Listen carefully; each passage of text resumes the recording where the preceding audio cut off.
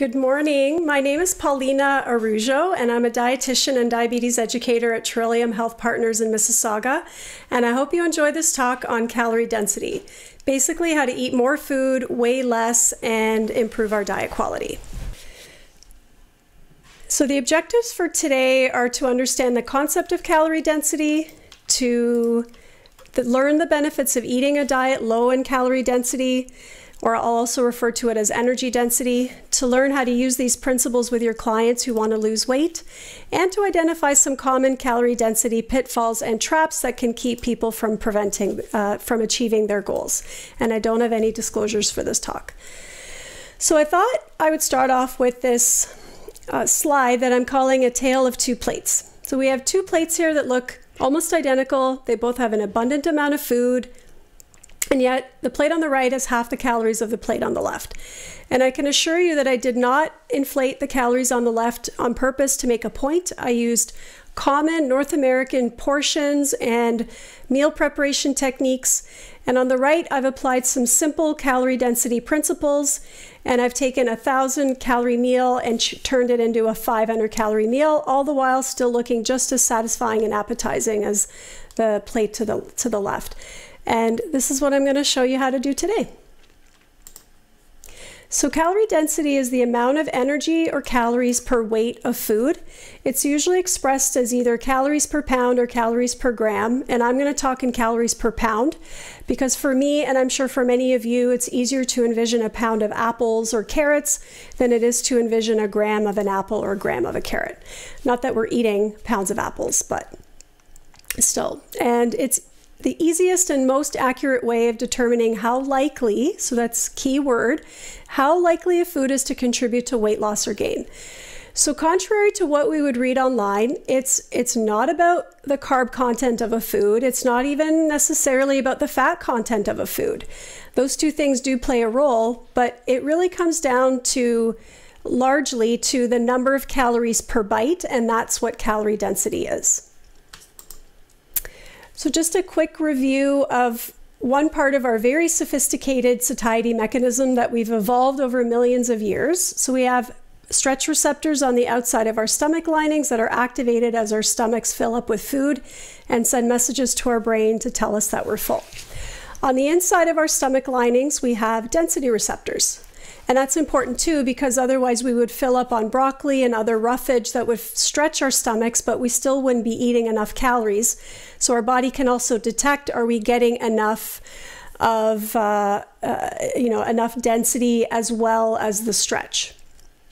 And one of the really interesting things, one of the many interesting things that food researchers have learned around human behavior and food is that we tend to eat the same weight of food each day. On average, North Americans eat between 3 to 5 pounds of food each day. And in feeding studies where people are offered diets and meals of varying energy density and told to eat to satiety as much as they'd like, the weight of the food does not vary. You can see it's exactly the same, and this has been repeated many, many times over the years. So what does vary, though, are the number of calories that people end up eating. So the difference between eating a lower energy dense diet and a higher energy dense diet can be about 500 to 800 calories per day on average. All the while, all the groups are feeling just as full, just as satisfied, just as happy with their meals, but some people are consuming fewer calories per bite and at the end of the day, eating fewer calories without really trying.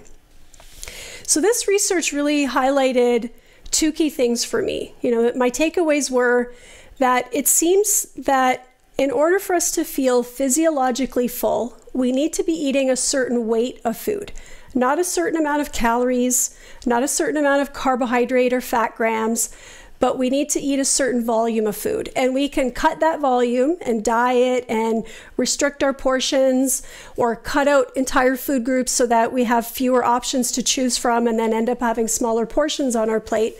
But that's a recipe often for feeling hungry and to trigger cravings. So in order to be physiologically full, the volume of our food needs to be at a certain level. And the other takeaway for me was that we should believe our overweight or obese patients who tell us that they're not eating that much more food than most people they know. And that is one of the most common things that I hear from my patients who struggle with their weight is they tell me, I barely eat. I don't eat a lot of food. I don't eat much more food than my wife does, and she's thin and I'm struggling with my weight. And so it's likely that it's less likely that they're eating much larger volumes of food and more likely that they're just choosing foods that have more calories per bite. So if we turn our attention away from carbohydrates or fat and we focus it on the density, the calorie density of the food, it's a way that allows us to eat more food but consume fewer calories. And I think that often in weight loss attempts, people either cut out entire groups of food or they figure out how many calories they need to eat and then they adjust portions and make portions smaller so that they're eating at that calorie level, and often that leads people to stare down at half-empty plates. So by focusing on calorie density, these half-empty plates can turn into plates that look like this, or plates that look like this, where you're staring down at a full plate of food, hopefully foods that you find to be delicious and are also nutritious and filling, and just allowing you to eat fewer calories without having to think much about it. So it can be helpful for weight loss, weight gain prevention, and it also helps to improve satiety, reduce cravings, and overeating. And if you're helping people to lose weight, it is absolutely critical that hunger and cravings are managed, because those are the two things that usually derail weight loss attempts. And it turns out that the foods that are lowest in calorie density are highest in micronutrient density. So they have lots of vitamins, minerals, phytonutrients, as well as fiber, and that can help to improve the overall quality of our diet. And best of all, it's easy to understand and follow. You're not counting carbs or calorie counting, you're not weighing or portioning out your food, you're just favoring foods that offer fewer calories per bite, and that allows you to eat to satiety while also reducing the caloric intake. And I want to make the distinction that just because the concept can be easy and it doesn't require all that extra work, there's still that difficult work of habit change. And that's what, anytime we're changing our eating habits, we have to change our behavior. And so that part of it is not easy. And I just want to make that distinction, or it's not easy for everybody. So this was an interesting study published by Kevin Hall and his team earlier this year. And they looked at the effect of a plant-based low-fat diet versus an animal-based ketogenic diet on ad libitum energy intake. So this was a small study where people were randomly assigned to one of these two diets, and they followed the diet for 2 weeks and then crossed over and followed the opposite diet for 2 weeks. So the low-carb diet was 10% of energy from carbohydrate, 75% from fat, and the vegan diet was the exact opposite of that. And the other major difference was the calorie density. The low-carb diet was double the calorie density of the low-fat diet. And here are examples of the types of meals that people were served. So this was meant to be an optimal version of both of these types of diets with similar amounts of non-starchy vegetables, and people were told to eat to satiety, and then the researchers measured a number of parameters. So I know that there's a lot of data here, and I'm just going to show you some of the more pertinent pieces. If you could just follow along with me, I'm going to start up here. And the blue bars and dots represent the low-fat diet. The red bars and dots represent the low-carb diet. You can see that on average, those eating a low-fat diet ate about 700 calories less per day. And it wasn't because they didn't like the food. So they rated the food as just as tasty, just as familiar. Hunger level, satisfaction, fullness, eating capacity were all the same. When it came to body weight, so interestingly, even though those eating the low-carb diet were eating on average 700 calories more per day, they did lose more weight. So on the surface, this seems to lend credence to the carbohydrate insulin model of obesity that proposes that it's carbohydrates that drive up insulin levels, and those high insulin levels drive overeating and obesity. But when you look at the changes in body composition, that weight loss was entirely fat-free mass. So mainly water weight and some muscle mass loss, which you don't want to see. And it was only on the low-fat diet that people experienced a drop in their fat mass, no change for the low-carb diet. So, and this is expected, of course, because they were eating 700 fewer calories, and that's how you lose fat mass. You create a calorie deficit by any means possible. And the interesting thing is that even though those eating the low-carb diet were eating a diet that was 75% fat, they didn't gain weight either. So they didn't lose weight, but they didn't gain weight, and that's an interesting result as well. So let's quickly talk about some of the things that can influence the calorie density of a food. You might think if you know the amount of calories per gram of the different macronutrients, you'd probably sit thinking to yourself that fat is the #1 component or contributor, and it's actually water. So water contributes a lot of weight to a food without any calories, and this is why fruits and vegetables have the lowest calorie density of all foods. And foods that are prepared with water, so stews, soups, and things like this, also have a lower calorie density and do contribute to us eating less. Next is fiber. So it technically has some calories, but we can't digest these. So it's really adding a lot of bulk to our food without any calories that we can extract. And that fiber is just making its way down to our colon where it becomes food for our healthy gut bacteria. Next are protein and carbohydrates at 4 calories per gram each, then alcohol at 7, and then fat at 9 calories per gram. So what calorie density should we aim for on average? And I think that we're still, the evidence around this is still evolving, but the World Cancer Research Fund Federation and the American Institute for Cancer Research in their 2007 report did include a recommendation for a public health goal to lower the average energy density of the diets to about 600 calories per pound. And their #1 recommendation to help prevent cancer was to maintain a healthy body weight, because we recognize that obesity is now linked with 12 different types of cancers. These recommendations have been updated this year, and the recommendations are very similar. They're still recommending a plant-based diet. If people are including animal products, to use them as a condiment, not as the main part of the meal. And so now let's quickly take a look at the calorie density of some common foods. As you may expect, or as I just said, fruits and vegetables have the lowest energy density of all foods because they're primarily water and fiber, and they do have some carbohydrate. Vegetables, non-starchy vegetables, so again, I'm presenting averages here. Some veggies have closer to 50 calories per gram, like cucumbers, per pound, I should say, and some like carrots are closer to 200. And fruit has an average of about 300. Again, there's a range. So strawberries and raspberries would be closer to 100 calories per pound. The sweeter fruits like grapes and mango and pineapple would be closer to 300.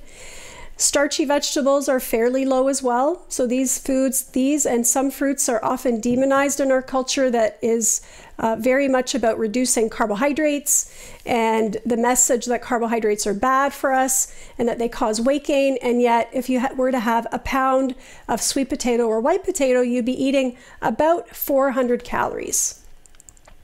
And I doubt we could even eat a pound of potatoes. Next, we have whole grains and tofu. So remember that water helps reduce calorie density. So when these grains are cooked, they take on a lot of water, and that helps to reduce the number of calories per bite. On the flip side, if we take these grains in their dry form, grind them into a flour, and make bread and bread products out of it, then we are increasing that energy density by 3 to 5 times, depending on the food. For fruit, fresh fruit compared to dried fruit, the dried fruit has 5 times the energy density of the fresh fruit. And it's more hyperpalatable because it's sweeter, because all the water has been removed. Next, you have legumes and pasta. Again, they take on water, and that helps to lower the number of calories per bite. Then we start getting into the more moderate energy dense foods. So meat and animal products have quite a range. So the average is about 800, but white fish and tuna would be closer to 500 calories per pound. Chicken breast without the skin would be about 800. Lean sirloin steak would be about 1,000 calories per pound. That would be a 16-ounce steak. And bacon and sausage would be closer to 2,000 calories per pound. And next we have all the delicious, yummy snacks that are ubiquitous in our society that we're nudged to eat all day long: chips, cookies, crackers, and this would include baked chips, fried chips, believe it or not, low-fat crackers, pretzels. And even though their fat content might be low, there's also no water and very little fiber, if any at all. And so that significantly increases the number of calories per bite. Next, we have nuts and seeds. Now, nuts and seeds are an example of foods that have a high energy density, but are actually very nutritious. And I encourage all of my patients to include a small amount of nuts or seeds in their diet. This is not a measure necessarily of how nutritious foods are. It's just if we consume nuts and seeds in their raw form, we're unlikely to overeat on them. But I think when we North Americanize our foods, right, when we coat them in chocolate, when we roast them and add tamari seasoning or a bunch of barbecue seasonings, then we make them hyper palatable and much easier to overeat. And then we have fats and oils that top the charts at 4,000 calories per pound. So they slip in a lot of extra calories that our bodies they have a hard time detecting because there's no stretch. You get a bit of the activation of the density receptors, but no stretch at all. So you can see clearly the plate on the right would be much more filling and satiating for the same level of calories. This would just be added to other foods that we would eat as part of a meal. So now I want to introduce to you Mr. S. He's a 59-year-old male who came to me in August of 2019 for counseling, and he mainly was there because he wanted to lose weight. This is his medical history. He gave me permission to include this as a case, but he just didn't want to be pictured here. And so his medical history was pretty typical of the types of patients that you would see in a diabetes center. He was married with children. He was getting in some activity as part of his job. These were the medications he was taking. And his weight was at 92 kilograms, a BMI of 38.2. He told me he had gradually been gaining weight after the age of 28. And like many of my patients who come to me for weight loss, he was very much in a dieting mentality. What he wanted from me was what all people who want me to help them lose weight want, and that's a list of foods that I can eat, a list of foods I can't eat, and please write up a meal plan and just tell me what to eat for each of my meals and I'll follow it. But in my experience, that's going to work in the short term, but that's not really teaching anybody about healthy eating. It's not taking into consideration the foods that are part of his culture or that he enjoys eating, and it just perpetuates that dieting mentality. So we had a conversation around the importance of him seeing this as not a diet, but as just a lifestyle change, that he's going to swap out certain foods that he's eating right now that are higher in energy density for other foods that are offering fewer calories per bite, but will be just as filling or even more filling than the foods that he's eating now. So I taught him these simple calorie density principles. Okay, number one is to either eat freely or at least favor foods that have less than 600 calories per pound. So calorie density is not a diet. It can be applied in a number of different ways. If you're applying it in a low-fat, vegan way where people are willing to give up oils, avocado, nuts and seeds, and other high-fat foods, and all processed foods, then they can freely eat vegetables, fruits, as much starchy vegetables as they want, whole grains without portioning, and legumes as well. Because these foods are going to work with our natural satiety mechanisms, and they're very low in energy density, and it's very difficult to overeat if these are the only foods that one is including in their diet. Now, my client was not willing to give up animal products completely, or bread products or oil. He was willing to reduce those and swap them out for some of the foods on this side of the calorie density scale. And so we had a conversation around, what are the foods here that you already eat, that maybe are part of your culture, that you enjoy, that are satiating. And, it's in place of bread, he was willing to swap that out for sweet potatoes, which he really enjoyed.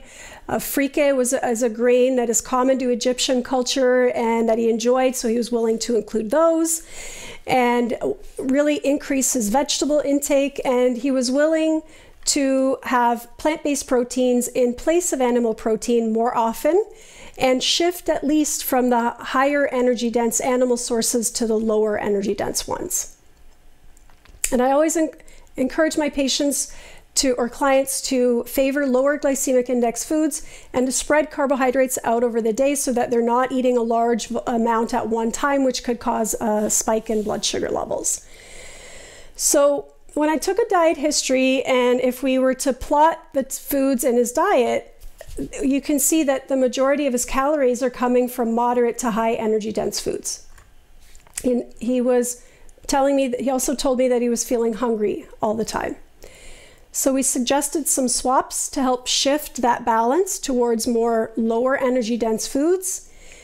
And then we also talked about being mindful of food processing and what we're adding to food, because there are many foods that are nutritious and very low in calories, but when we're finished adding all these small amounts of high energy dense ingredients, it can significantly ramp up the calorie levels.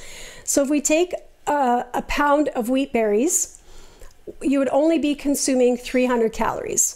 But most North Americans get their whole grains from bread products and sometimes baked goods, whole wheat baked goods or bran-based baked goods.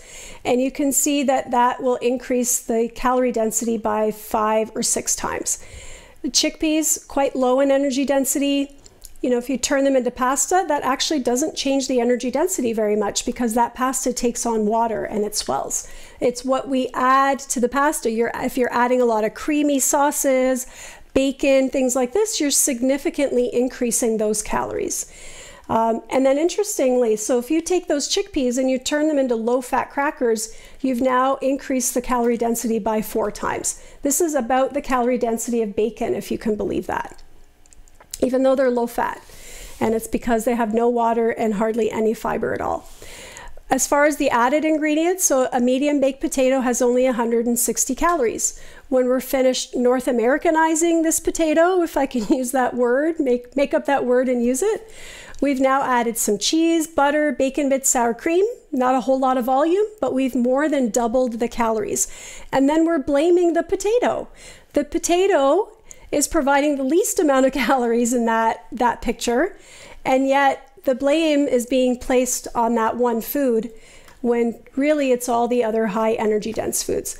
So rather than having a potato that way, it's much better, more satiating, if we add lower energy dense ingredients. So you can add a bit of salt, you can add salsa there, you can make up a salad on the side and then top the potato with the salad and add a protein rich food on the side of that, and you've got a delicious, satisfying, easy meal that is low in energy density and that works with our natural satiety mechanism. This is so important that we're choosing foods that do that.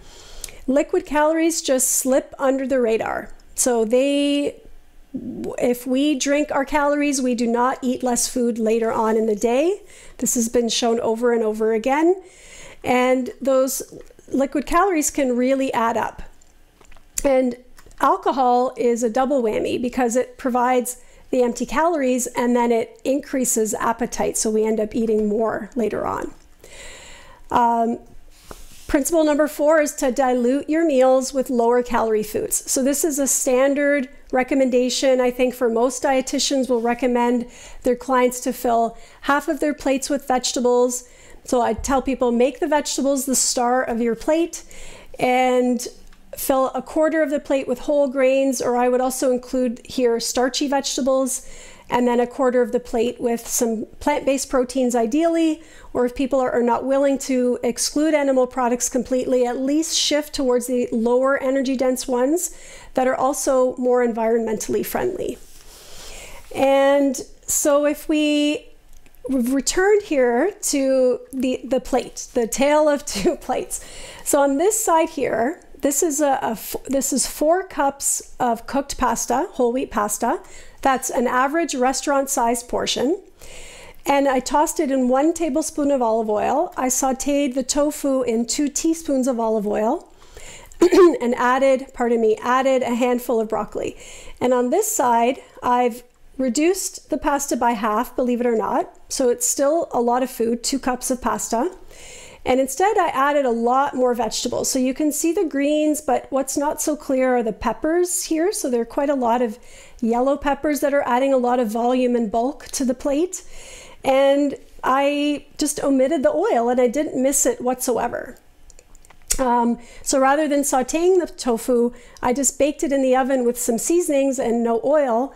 And the bonus was I had 1 less thing to clean up. I didn't have to clean up the pan. And by doing those simple changes, the oil was providing almost 200 calories that we can't detect and aren't really adding anything to the meal. And by reducing the pasta and adding more veggies, I was able to reduce the calories by another 300. And all the while, it's still a full plate of food. I couldn't even actually finish this plate. And it was just as satisfying and delicious.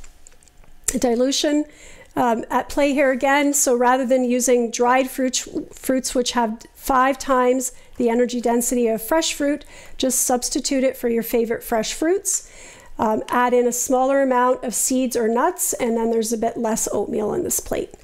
And then another calorie density principle, often I'll review this later on. So I start with those main 4 energy density principles.